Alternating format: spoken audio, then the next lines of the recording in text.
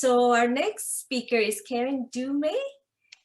She is the French Inclusive Education Consultant with the Student Services and Equity Branch at the Education and Early Childhood Development Department. So, and she has also been working with us in the advisory group to develop and deliver this forum. So thank you, Karen. The mic is for you. Good morning, everybody. I'm just going to reiterate. My name is Karen Dumay, and I am a consultant in inclusive education, French, at the EECD. Donc, bonjour à tous. Mon nom est Karen Dumay et je suis conseillère en intégration de l'éducation au ministère. It is my pleasure to be with you this morning and to give you some more insight on what the culturally and linguistically relevant pedagogy is all about, and also to go over some of the concept and information that Peru has shared. So thank you to Peru, Annie, and Monica for sharing earlier. So I'm just going to wait for my slide presentation to start. You can move to the next one. That's just the cover page. So my focus today will be to focus on what I said previously on culturally and linguistically responsive pedagogy. We refer to it as CRP, and allophone students, newcomers, migrants, people with special needs, learning exceptionalities, and also to give you an idea of like, how does it connect to your child? What does it look like in the classroom? And before going to some of that information, I'm just going to give you a little bit of a background of my journey in education. I was born and raised in Montreal, and French is my first language, but my education was all in French until I went to university. And when I moved to Nova Scotia, I started in teaching French immersion. But what I've noticed, because my clientele was totally different, I did not have students with exceptionalities, but I would sometimes have them in my core French class, and they were asking me to adapt assignments, and I did not know what to do. It was either I did too many modification or it was not enough. So I went and I decided to get myself another master's degree in inclusive education, and that made me more aware of the needs and how I could better support my students, because I did not know how to support them. So when we look about culturally and linguistically responsive, from it's about teaching the whole child. It's about making time to know who they are and find ways and strategies to best support them. So my first point is mentioning learner's profile, get to know the child. And that is something that I had to learn, and many teachers across the province are all doing, because there have been a lot of in-servicing about, okay, first, when you have the students in front of you in September, her task is to know who they are, not the part that we want to see, but the whole child. A child coming into your classroom with no French or English is not a person that has a learning disability. They have a wealth of knowledge. I think Peru mentioned that earlier. So by getting to know them, we get to look at their formal and informal education, because a child cannot speak French or English, knows things. An example that I can give you, maybe a child cannot express their ability, like their knowledge in math, but maybe they know how to cook. So cooking includes numeracy, literacy. So there are ways to know about that. So again, to know, okay, what do you like to know? Like, what do you like or dislike? And those are important steps that educators are doing on a daily basis in their classroom to get to know the students in front of them. All the part of the CRP, so culturally and linguistically responsive pedagogy, it's about understanding the different cultures our students are coming from and identifies them.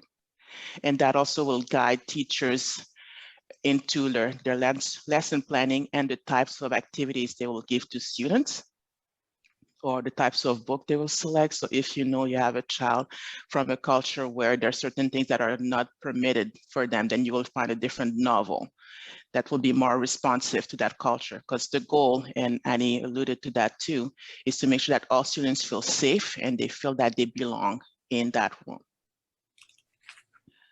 Building bridges, and I put that for connection, and Monica mentioned that so well in our presentation. it's about that partnership, which is very essential in everything that we do in education. It's this connection between home, school, and other partners. We call them other agencies. It's about understanding how we can best connect with the parents to know, because the parents, like, education doesn't start, it's not just happening in school, it happens at home. And to find common grounds. So the home language is encouraged until the child can like maneuver like the French or the English, because I'm talking about French because we have students in French immersion, but we also have the CSAP. And many parents, like newcomers, do send their children to the CSAP, the French school. The universal design for learning, it's strategies that is also used in schools. And UDL, it's providing students with different means to represent their knowledge. So maybe a child cannot speak, but they can use assistive technology to communicate. Or maybe they want to draw. So can give a project, if you give an assignment to a child and they're not comfortable presenting it to the front of the classroom, you can tell that child, okay, you can record it and we'll play it in the classroom. So that's a way of you two being fully engaged. Can we move to the next slide, please? Student centered. So CRP is student-centered, and again, it aligns with the inclusive education policies, like student first, and everything that we do for our students. And to be student-centered, it's about empowering the child that they have the language, like the English or French language or not. And that's, again, providing the tools to be able to feel empowered and that their voice matters and their voice is being heard. So the framework that Peru mentioned, all of these policies, like things have been being revamped, reshaped, and sometimes you have to just try and start over, because we live in a constant moving, changing society. And Nova Scotia, since I've moved here in 1997, has changed greatly, and the education system has to follow the trend and be responsive to all learners. And that's what I mean, like, about reshaping and revamping policies and curriculum, so they can be culturally responsive. A CRP environment is a safe learning environment. So your child and anybody within the school, and not just the staff, students, support staff, feel that who they are is respected and valued. Prior knowledge also is a component of CRP that is, I don't say like shares, but acknowledge, because we know things prior from getting into the classroom, but you might know it differently. I've taught overseas, and the way that education happens overseas is different than the approaches that we have here in Canada. So in some countries, it's about memorizing, like you memorize, you do not learn to use critical thinking, you don't analyze. And all of these things, again, about taking the time to know the child, where they're coming from, will help have a better understanding of how to adapt and meet them, so they can make this transition between what they know and what they knew and what they're now learning. So it does take a village to raise a child, and again, building those relationships, connecting with YREACH, YMCA, AMWA. So I'm really happy to be part of this organization, because I'm just like, I didn't know you existed before working at the EECD. So for me, it's really important to let all staff and parents know like who to reach out to when you need to support your child. So for me, like I was a learning center teacher before going to the ECD. So I work closely with my families, getting to know them, understanding the struggle, but also the transition aspect of that. Okay, so what is that plan? What do you want for your child by the time they graduate? And again, CRP, we teach the whole child, not just part of the child, whole section. Connecting with the communities for work placement, any other types of support. Okay, so what's available? So those partnerships are essential. It's about having those conversations. Sometimes they're not always easy, but they are important ones to make sure that the students is successful, not just in school, but in their communities. You can move to the next slide. I'm just going to go quickly over what the MTSS, and Peru had that on her slide. So the multi-tier system of support that we also known as MTSS and additional language learners, these are the types of intervention that is used in classrooms. And there are 3 levels. So tier 1. So tier 1 is in the entire class, the whole class. It's focused on students' well-being, and all 3 tiers focus on students' well-being. A child that is having some difficulties, emotional, social, or the type of learnings cannot focus on their learning. And there are ways and strategies and lessons that teachers are provided with to help them support that child. Everything has to be evidence informed and culturally, linguistically responsive. Pre-teaching can be one of the tools and strategies that can be used to support a child within that classroom. So an allophone students coming in with no French or English. So teachers can, for example, provide the vocabulary prior to the lesson so that teacher can, once the discussion happens, so the child is better prepared, the type of grouping that is in the classroom and the delivery of the lesson, so different ways of representing that lesson. A lot of visuals. So I know that Monica talked earlier about her child using assistive technology. So we did use, when I was in the Learning Center, like Proloquo to go, so they're pictograms. And there's like Proloquo for Text, which is another app that will allow students who are, they're verbal, so they don't really need the picture, so they can type for themselves, but it will use the voice, like augmentative voice to speak for them. Because if you ask them to speak and use their own voice, they will just use fragmented words. But with the assistive technology, then they can verbalize. And those are tools that are available for all learners, and that will include students who are EAL or FAL. So again, using like strategies that are linguistically appropriate, and that again will do a lot more research. So there's a lot of work. It takes work to support one child, but it's not something that is done in isolation. So we do have a lot of partners, from the specialists to the psychologists to the speech, and to support that child, but also to understanding the language culture of where that child is coming from is key, because there are certain structure that we don't have in French or English, and try to understand that is very important. And to always reiterate to students with allophone students that to have an accent or to not speak the language does not mean you don't know anything. I do have an accent, I don't hear it, but people tell me that I do.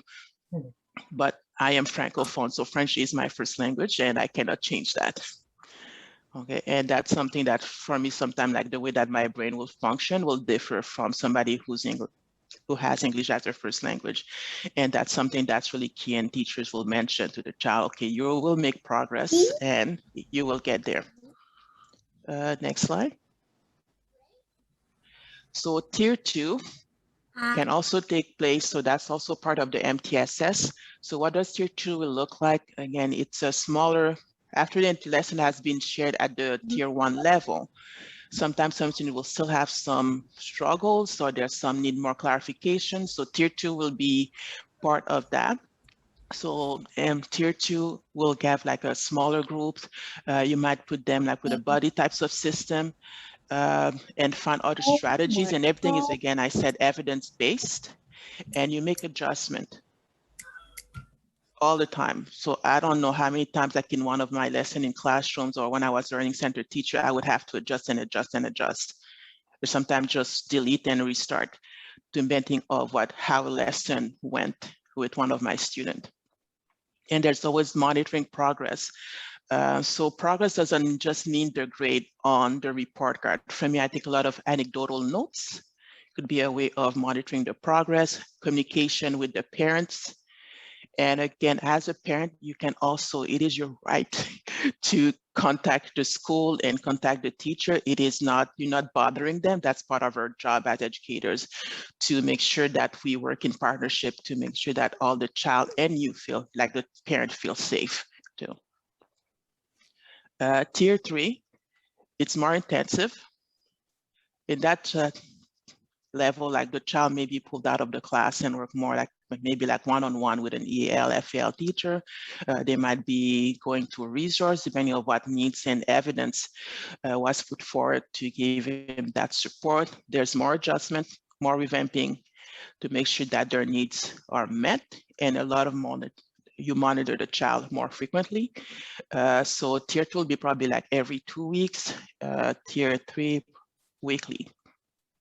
Again, notes. So teachers will have different ways of keeping notes. For me, I would have files for each of my students where I would have anecdotal notes and folders where I would put the sample of their works to select their progress throughout the years.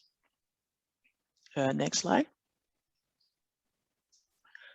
So strategies, just to give you some strategies for parents that are on this call. And those are some of the strategies that also were on what Perry talked earlier about. We like to have EL and FL instructors. FL instructors are not in all schools, so each school is different. HRCs are different and the CSIP too. So just make sure that you communicate with the school to find out, okay, what services are available to support your child. Visual dictionaries are very important, especially for a child learning a new language, and even like children with learning exceptionalities. I know that I had students, for example, that would, every time you learn a new word, he would have, if like he started with A, we'll put that in the we'll write it down in his visual dictionary and then put a picture, and it can be done online too with assistive technology. Buddy system works really well to learn a new language. Like the types of groupings that you have, and if they have a buddy that friend that speaks the same language that they are, then that friend can also be a support to them, because we don't want the child to feel that speaking their home language is forbidden and it's not good, it's not going to make them progress.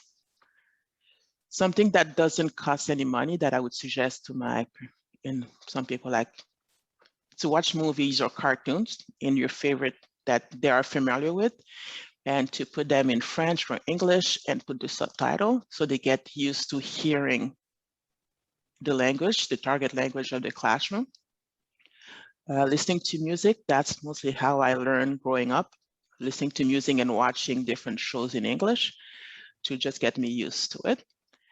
Cultural exploration is about getting them, if possible, because I know that's sometimes due to the family structure and different beliefs that some people are not keen into getting into many like social types of activities, but when possible, like to get them involved, like if there's a fair like coming up and it's going to be in English or in French, to try to get involved and understand what the culture, like the Kenyan culture is, ou la francophonie, qu'est-ce que c'est? And other types of extracurriculars activities that you can participate into with your child, because it's not just, again, it's not just the child, it's the whole village that's there to support each other, and we all learn together. So that will be for me. And there's more strategies that you can see on the slide, like plurilingual books that are available. There's some available on YouTube and Amazon and other places like that to support the acquisition of English and other exceptionalities within our school. Thank you. Any questions? Hi, Annie, I can see You you. see the camera. I can see your camera. Do you have a question? You're muted. No, I don't. I just wanted to say how embarrassing it is. My daughter came in and I said, oh, my camera's not working. And she's like, oh, you have the lens cap on, basically. So I'm so sorry. I was thinking, I was in settings and thinking I had to call tech support. And she's like, no, you just moved the lens off. So anyway, this is what I look like. I'm here. And Peru and Karen, you did awesome. Thank you. Yeah, thank you so much, Karen. Is there any questions for Karen? I don't see any on the chat room. Okay. But I do have a question here. So it's very impressive presentations with all those information. So are we going to put that PPT somewhere available for later use? Yeah, you can Because I share do mine. see That's there's not a good. whole lot of information. So Nina has mine, so she can just share it. That's no problem.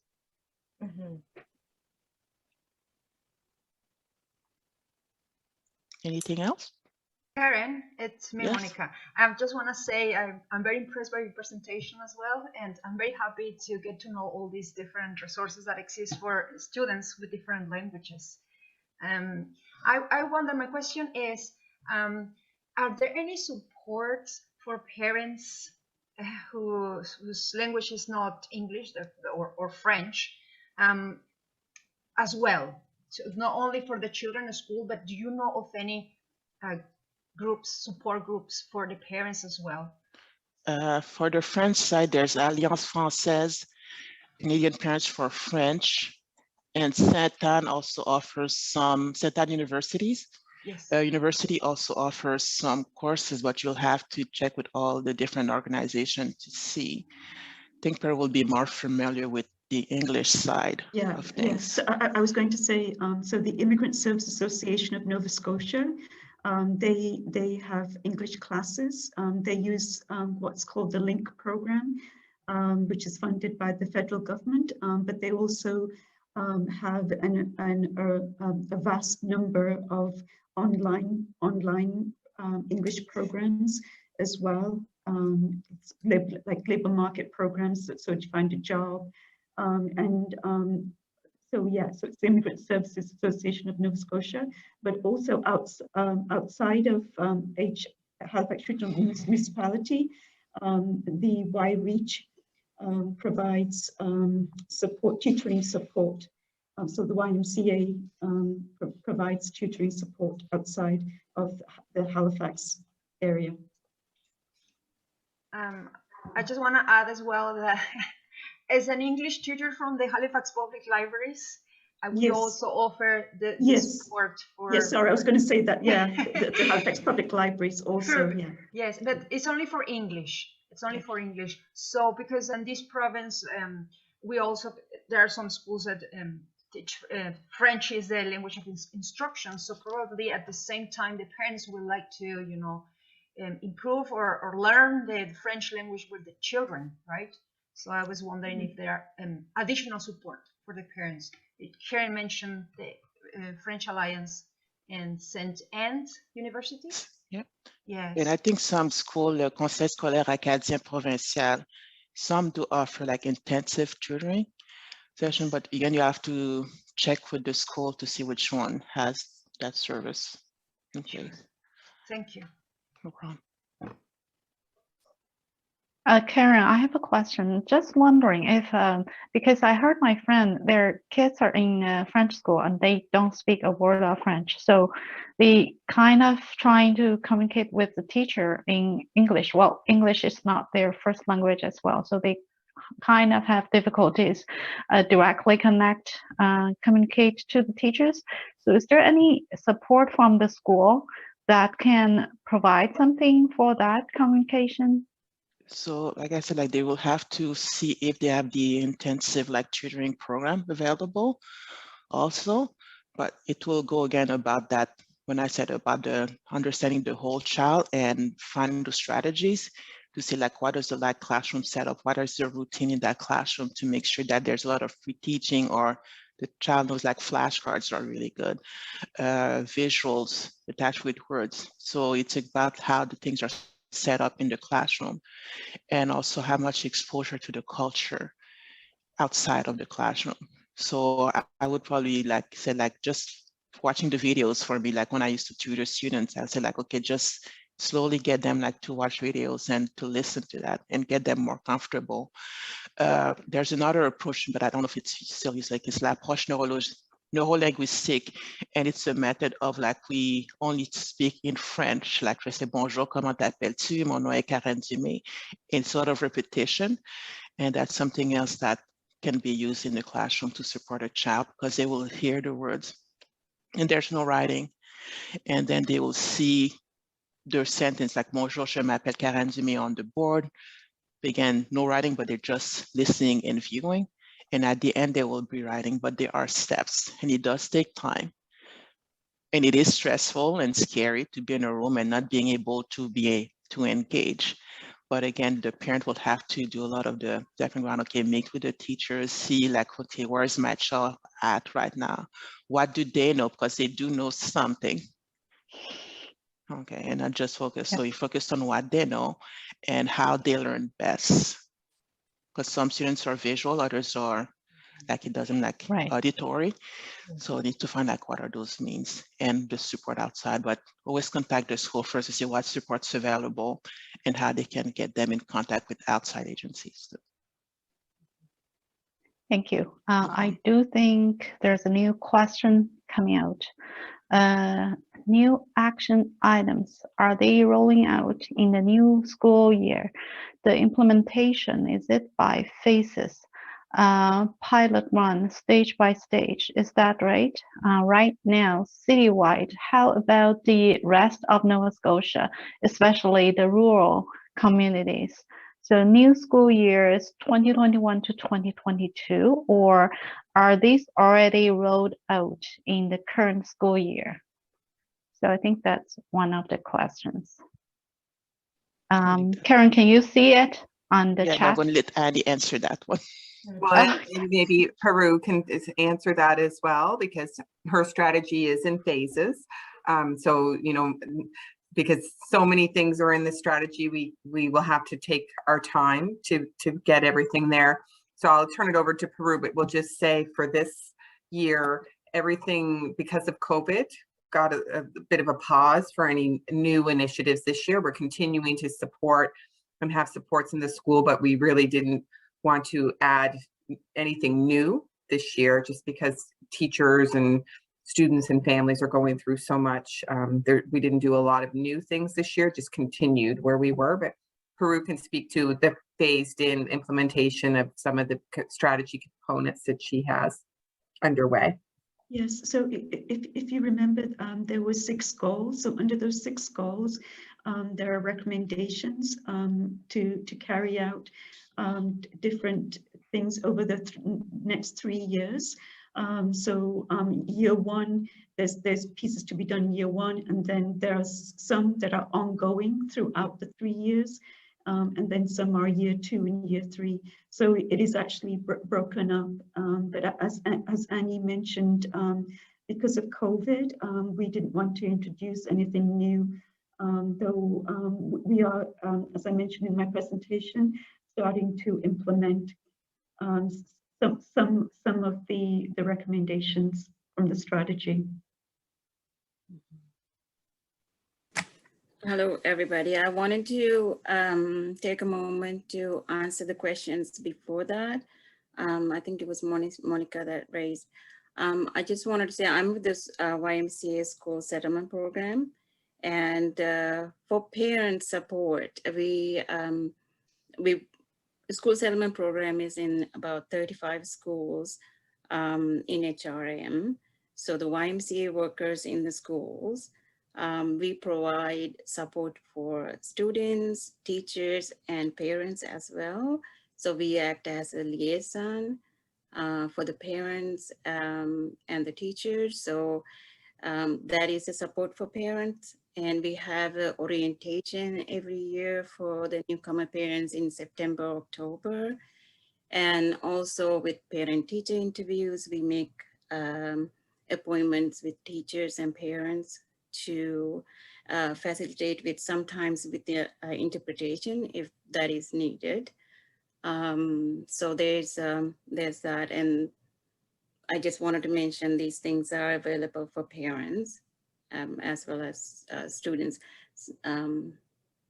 with our YMCA program. Thank you very much. Perfectly answered question.